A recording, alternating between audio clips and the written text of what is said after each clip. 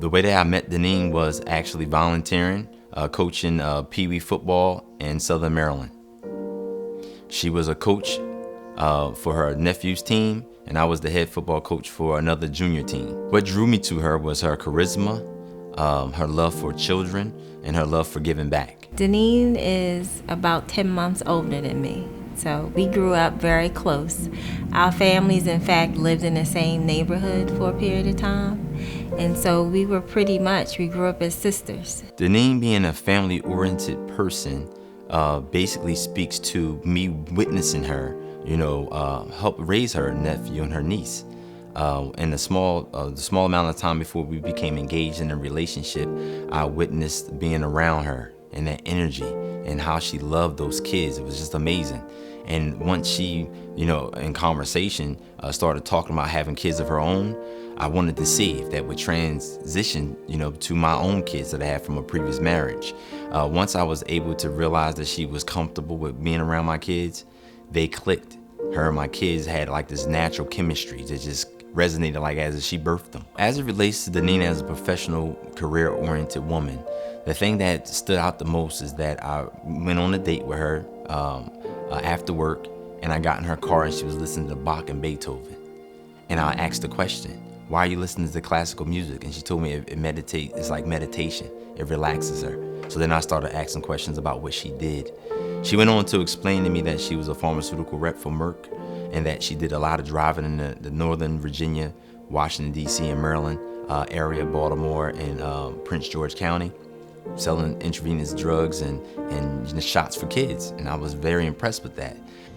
Deneen was a direct report on my team of 12 employees who cover that geography of D.C., Maryland, and Delaware. And she was responsible for calling on both pediatric, internal medicine, and hospital providers, conveying the importance of vaccination. She was certainly someone on my team that was a very solid representative. She had a very clear understanding of what our mission was, what our goals were with our customers, and what Merck was all about as an organization. She was thought of by upper management as someone that they could come to and get a pulse check on what was happening in the field, and she was very much thought of as a valued member of the organization. Deneen, out of all of her successes, the one thing she always wanted was to be a mom. And so when Deneen found out she was pregnant, it was an answered prayer. So she was super excited, full of joy, enjoy every aspect of her pregnancy and being newly married. It was a dream come true for her. She was finally getting her turn. After taking care of her sister, her nieces and nephews, her mom, she was finally getting her turn. During the pregnancy, her energy and her attitude was just excellent. I've never seen another person that excited. She was just radiant. Her energy was just something different, way beyond just dating. Knowing that a little baby was growing inside of her, she had this glow about her. It was like she lit up every room, and that excitement just made me more excited.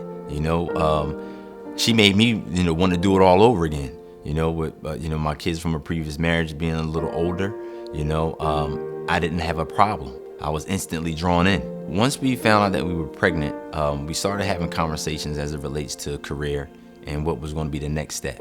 Was my wife going to continue to work? Be a stay-at-home mom, and she just basically told me that she didn't want her daughter to be raised in a household where she wasn't an example of what she could do, and she didn't want to fall short of being a good example of all that she had sacrificed and all of the work in school and where she was already at in her career. She wanted to push forward. So we started holding a conversation about how long the baby would be in daycare and how long she would be out on maternity leave. And my wife was just very eager just to get the baby, started in her life and go back to getting, doing what she does best. Having worked with Deneen for many years prior to her even being married, we had had many conversations about how important being a mother was to her in the future.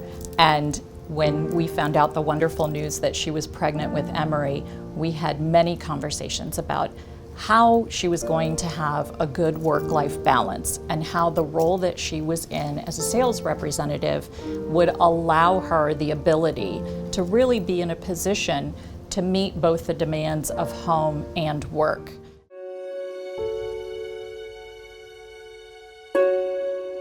Remembering the day of the occurrence and the several hours that led up to the ultimate situation that took place with my wife, I remember very vividly. My wife started having complications. She spoke to it aloud. She called, we called in the nurse. We told the nurse that she couldn't breathe. My wife then tried to sit up on her own, and it just started becoming worse. She said that she needed to go to the bathroom. She went to the bathroom and she urinated and defecated at the same time. Within a short period of time, she had to go to the bathroom again, and that's when I knew something was wrong, because she just felt like she was full. At the time, I didn't know that her lungs was filling up with fluid, but right before, maybe like 10, 15 minutes before she got rushed out of the room and them telling me that I couldn't, leave with her, she started spitting out this foam. And she just panicked. She got up out of the bed. She went into this panic mode. She was crying. She was, all over the place. She was pulling the equipment. I was trying to get her to calm down. I tried to get her to lean over. It took maybe 15, 20 minutes for, a whole bunch of help to come. Once they came into the room, they pretty much tried to take over, and it was just like pandemonium.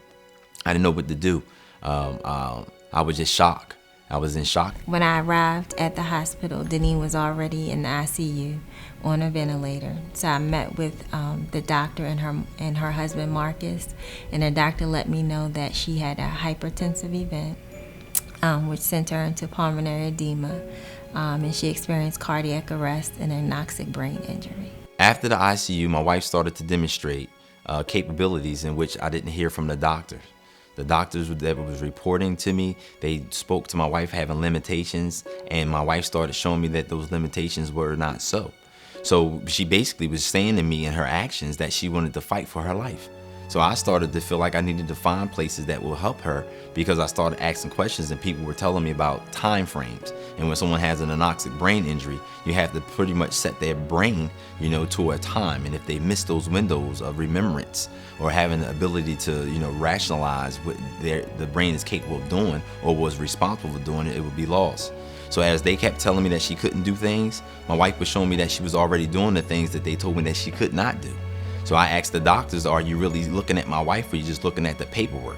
Because the paperwork is saying one thing, and I'm in a room with her every day, and she's showing me something totally different in the paper. So that's when I started doing research. And then when I started doing research, I found myself looking at different places that will offer, the programming in which I thought my wife would need to have a platform in order to get back to some type of form of normalcy. One of the things that we did very early on after the occurrence was we spoke to the fact that our daughter was healthy and alive, and that I knew that my wife wanted to, one day have a penning for my daughter to join her sorority, witness my daughter go to prom, witness my daughter, just live the life that she lived as a young person. And so what I did was I pretty much used my daughter as an anchor to motivate my wife. So for an example, I told my wife, I said, well, our daughter's going to start walking. She's not going to crawl forever.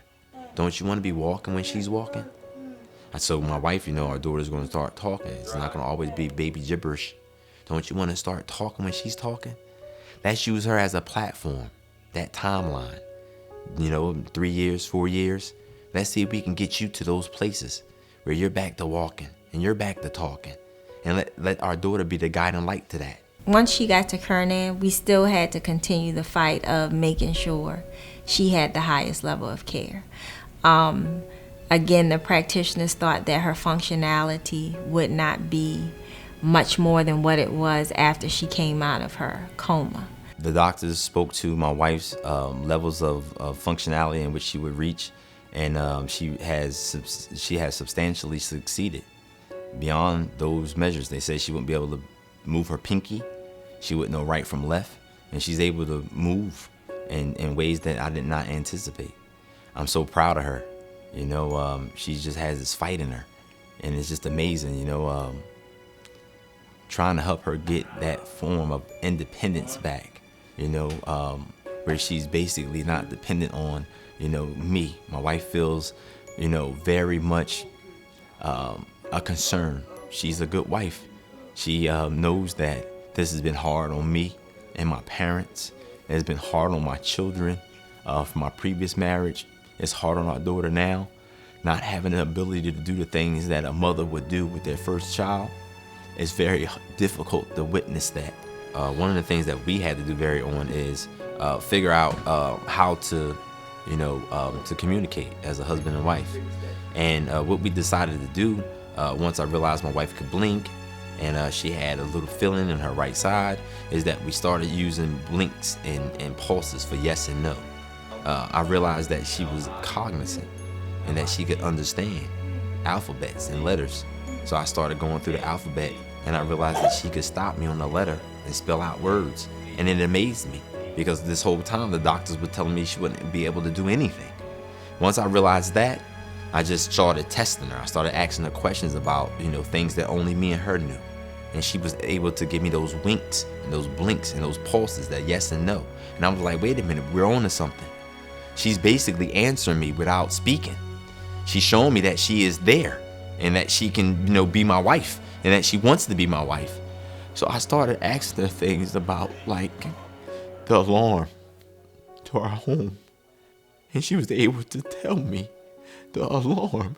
And I said to myself, if she can remember the alarm code to our home, there's really no limit to what I can help her learn or remember. You my wife? I know that's right. You my queen. You're not just my wife, you my queen. Deneen is very blessed with a beautiful husband and in-laws who are very supportive. But this has been a very difficult process for them. And I've been able to see this since the event occurred. They pretty much take care of all of her needs. So when this event occurred, the decision was made to go stay with his parents to allow for her care and the care of the baby. Marcus has had to stop working in order to care for Neen. His mom retired early to help care for Neen and Emery. So Marcus and his mom pretty much serve as her nurses around 7 days a week, 24 hours a day.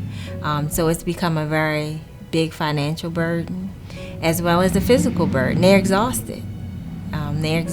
They go around the clock. And it's just the three of them, Pastor Bunn, his parents, and Marcus, who take care of Neen and Emery. This injury that Deneen has sustained has changed her and Marcus' life dramatically. They went from being gainfully employed, living a fairly decent life, to becoming dependent upon myself and my wife to help them through this current struggle. In the beginning, we all were pretty well off. Obviously came here to live with us, and it's just been a struggle, And Deneen and Marcus, before all this happened, they had a beautiful life, They both had good jobs. They both worked, they both had nice things, and then after this incident, obviously, it was a struggle, because they lost their incomes. Marcus had to stop working to take care of her. They had to move in with us. So I talked to my wife about what we want moving forward as it relates to, this occurrence. And what we're trying to do now is just basically try to become, back to, our life as a husband and wife in our own domicile, where we're not putting a strain on my parents, where we can raise our child independent of influence of other people. We want to get back to, just being happy and being able to be comfortable. Right now, we live in a room. I sleep on a couch or a recliner chair. My wife is in a medical bed. The space is limited. Our daughter's not around us all the time, even though we're in the same home, because there's not enough space to even, have a crib or a bed for her. we had to come to New Jersey for support because it's very hard to have a newborn baby and a wife that's disabled. It's very difficult, to function in an environment in which, everything is difficult because I got to lift her. I got to leave the kid in the car.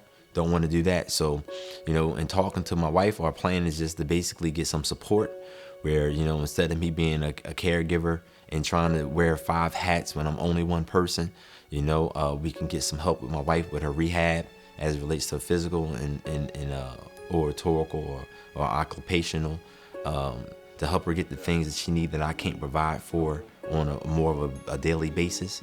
I try to do the best I can, but ultimately my job as the husband is to protect, provide, and serve, and I can't do that by taking care of my wife and trying to raise our child and trying to make sure that everything is good when I'm just one person. It's very difficult, and she understands that. She wants for us to be able to be in an environment where we have that support, where people come in and help her with the things that I'm not an expert at, where we can get our daughter into school and get support with daycare, where she's not just here witnessing this event play out. This situation can't go on indefinitely because his father, for example, has some health issues that he's dealing with. His mom, his father's a pastor and they oversee a church. And so this takes away from that responsibility as well. So Mrs. Bunn may likely soon have to focus on caring for her own husband. And so they're going into the 3rd year of this. And so it's becoming just taxing.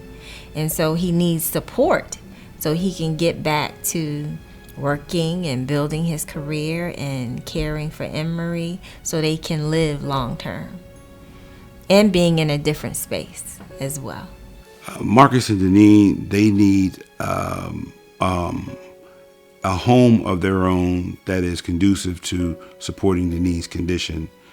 And they need outside help that is capable of assisting them on a 24-hour basis. My wife and we are doing that now. However, we are up in age now, and not only we're getting up in age, but our health, we have some serious health issues. So to continue to try to do that as the years go by, it's definitely, we know that it's going to take a toll on us. So I would love to see them have their own home and their own independent help outside of this house. And I apologize, but we just had a different quality of life that we anticipated with this child. And in a blink, it was all took away. And it just seems like everything is going downhill since.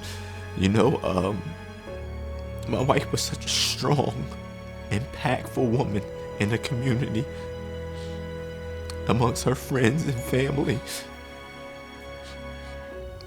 And now she's isolated.